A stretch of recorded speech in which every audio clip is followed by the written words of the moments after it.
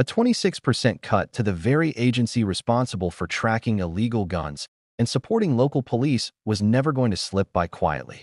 The Bureau of Alcohol, Tobacco, Firearms, and Explosives may not grab headlines every day, but its work is at the center of battles against trafficking networks that fuel both organized crime and everyday violence.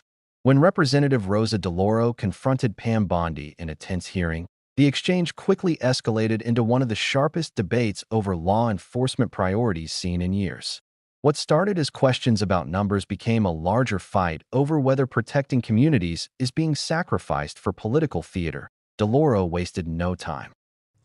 I am a career prosecutor, and I believe in keeping America safe, making America safe. First, what we're doing is ATF is going to be brought over with DEA. Everyone knows, everyone sitting up here, guns and drugs go together. They go together. We're going to make it more efficient. What I will tell you will not be happening is ATF agents will not be knocking on the doors of legal gun owners in the middle of the night asking them about their guns. They're going to be out on the streets. If I can finish, they're going to be out on the streets. I have three No. minutes. You asked me a question. I did. And you asked me a question. And you haven't I'm gonna answered answer my it. question. So they're going to be out on the streets working You haven't hand in answered hand my with question. DEA You to haven't violate. answered. Mr. Chairman, I'd like an answer to my question. And the question is not being answered. How many ATF law enforcement officers and industry operations investigators do you anticipate will be lost to attrition as a result of the funding reduction you are proposing? You are proposing a 26% cut to ATF for fiscal year 2026, as well as a 4.4% cut to DEA. So you're going to merge the two agencies together, and then you're going to shortchange their resources, so neither one of them will be able to do the job that they have been designed to do. You've got a 34% cut to the high-intensity drug trafficking areas program, no dedicated money at all for the Organized Crime Drug Enforcement Task Force. So, my view, it's fair to say that the Trump administration proposal shortchanges federal efforts to stop illegal gun trafficking and federal efforts to stop the flow of dangerous illegal drugs like fentanyl. As I was attempting to answer your question very calmly, unlike you, excuse me, Madam Attorney General. Answer yes or no. Tell me what the numbers are. I don't want to hear all of your filibuster about this. Go ahead, please. Tell us the numbers. So we are reorganizing. ATF agents want to be out on the street. Okay, working let me answer DEA the question agents. for you. I'm going to answer it for you. Page. Mr. Chairman, you give me a certain amount of time, and I have a high respect for you, but I don't have to listen, nor do my colleagues have to listen to a filibuster when it's a simple question. But I have an answer to your question. It's page 146 of the department's fiscal year 2026 budget, and the performance summary explicitly says, and let me quote, ATF will eliminate 541 industry operation investigators, reducing ATF's capacity to regulate the firearms and explosive industries by approximately 40% in fiscal year 2026.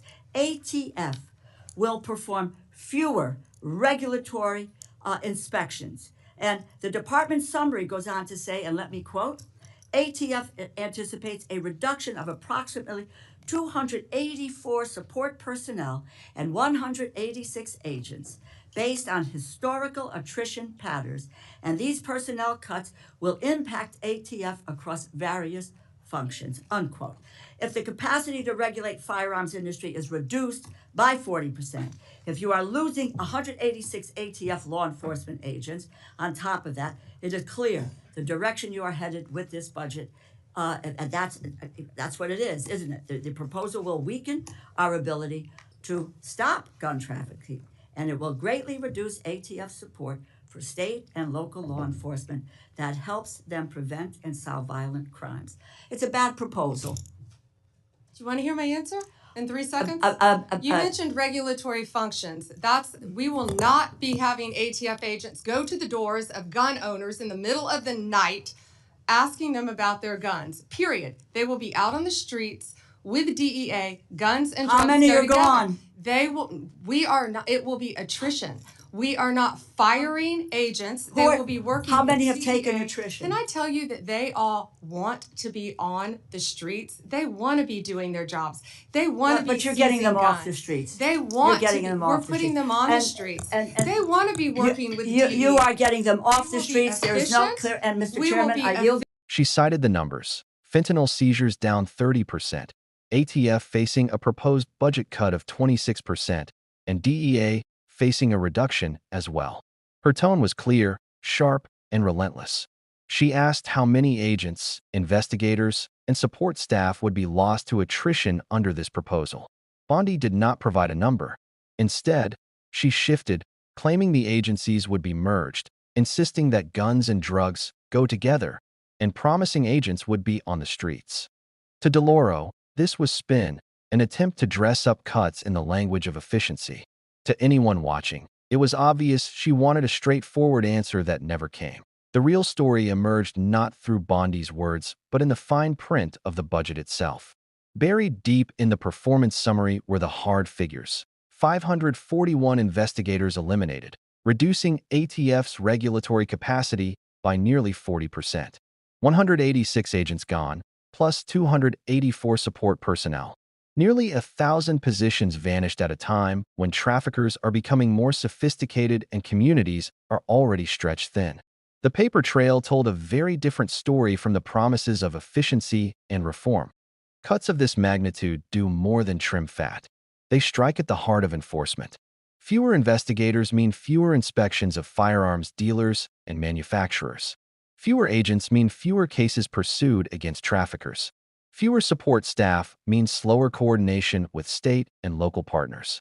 When you shrink capacity by 40%, you don't streamline, you cripple.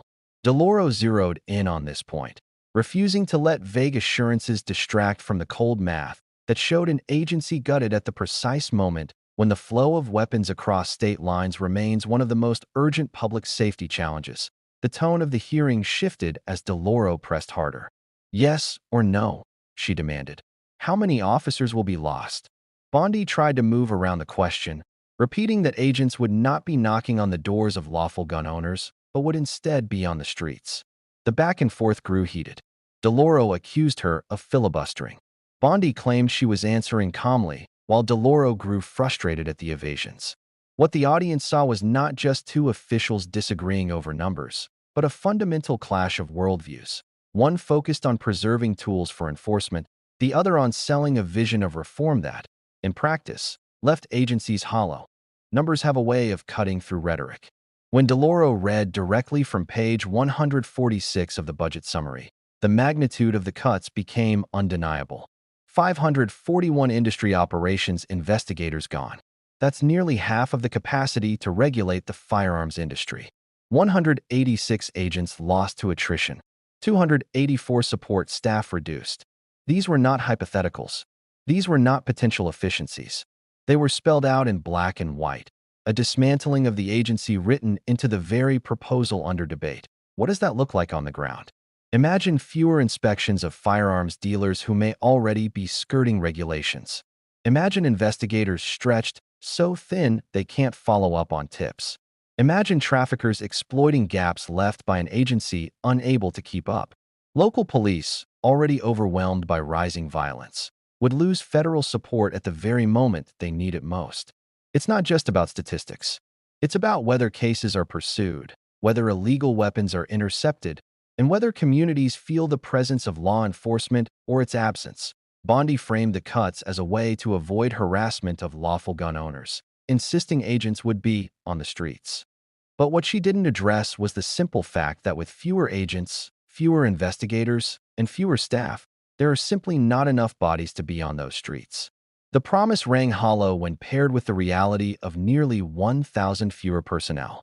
Efficiency may sound appealing in theory, but efficiency doesn't chase traffickers down highways, doesn't inspect shady dealers, and doesn't coordinate with police on the front lines. People do, and those people are being cut. The merger argument raised another problem. ATF and DEA may both confront organized crime, but their missions are distinct. One regulates firearms, explosives, and alcohol and tobacco industries. The other focuses on narcotics trafficking. Merging agencies under the banner of efficiency while cutting both budgets simultaneously risks weakening both. It is one thing to argue for better coordination. It is another to strip resources and then claim coordination will fill the gap. As DeLauro pointed out, this wasn't reform. It was a shell game that left both gun and drug enforcement weakened. The exchange grew more heated as DeLauro pushed for clarity. She accused Bondi of failing to answer a simple question. Bondi countered that she was being calm and respectful. The tension reflected something deeper than personal style. It reflected the frustration of lawmakers who see numbers that point to diminished safety while hearing rhetoric that pretends the opposite.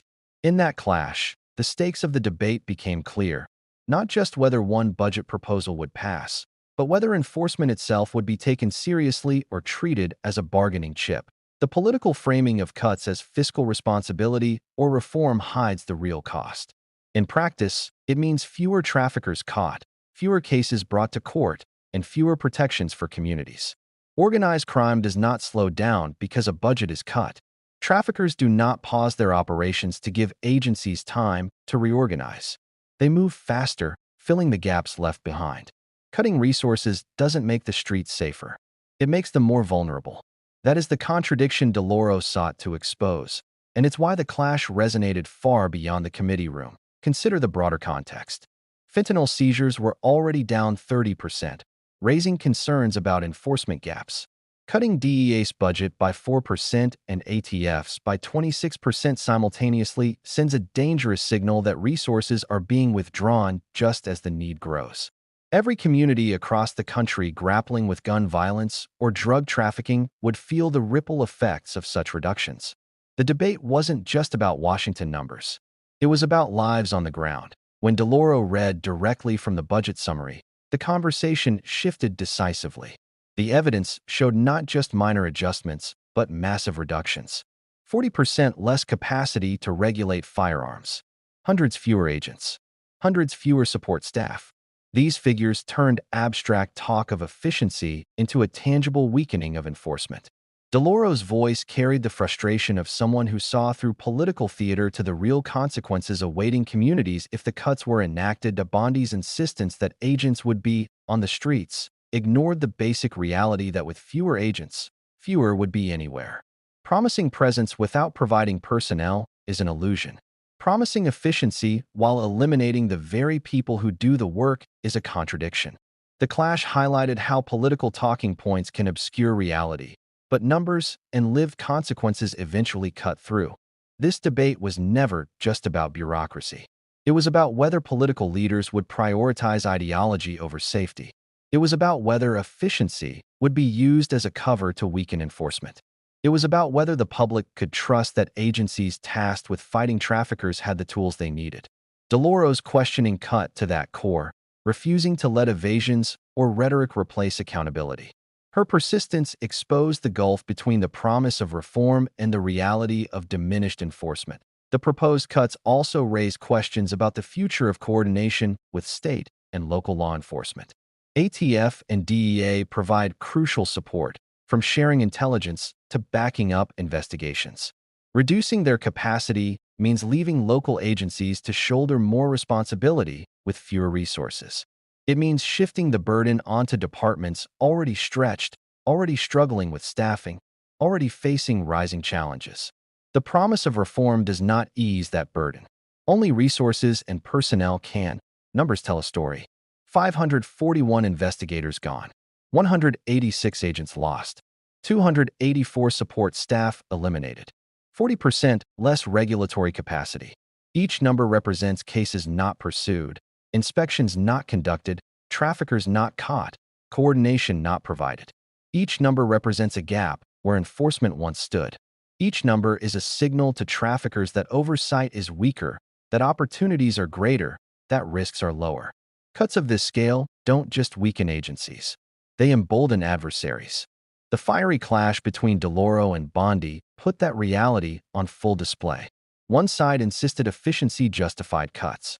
The other demanded accountability for the real-world consequences. Watching the exchange, the public saw more than political theater. They saw a window into how decisions in Washington can reshape safety in neighborhoods across the country. They saw how rhetoric about reform can mask dismantling of enforcement. And they saw how pressing for answers can expose contradictions that otherwise remain hidden. In the end, the question is not whether agencies can be made more efficient. The question is whether efficiency is being used as a smokescreen for weakening enforcement. The question is whether political theater is being prioritized over safety. The question is whether communities will be left more vulnerable while leaders claim progress. DeLauro's persistence forced those questions into the open. Bondi's evasions highlighted how difficult it is to defend cuts when the numbers themselves reveal the truth. The implications stretch far beyond one hearing. If these cuts move forward, the ATF will be crippled. Gun trafficking will become harder to track. Organized crime will gain ground. Local police will face rising challenges without federal support. Communities will be less safe, not more. And the promise of reform will reveal itself as little more than a cover for dismantling. That is the real cost of this proposal. That is the reality hidden beneath talk of efficiency. As the hearing closed, the frustration was palpable. DeLauro had asked simple questions. The answers, when forced into the open, revealed a bleak picture. Efficiency had been exposed as sabotage. Reform had been revealed as retreat. And the clash had made clear that the stakes were not abstract. They were measured in lives, in cases, in communities. That is why this debate matters. That is why the confrontation resonated. And that is why the fight over these cuts is not just about budgets. It is about whether the country chooses to protect its people or weaken its defenses in the name of politics. So what do you think? Are cuts like these a sign of reform, or are they a dangerous retreat that leaves communities exposed? Let us know in the comments. And don't forget to hit the subscribe button, because the next story takes this debate even further, into territory even more controversial than what you've just heard. Stay tuned.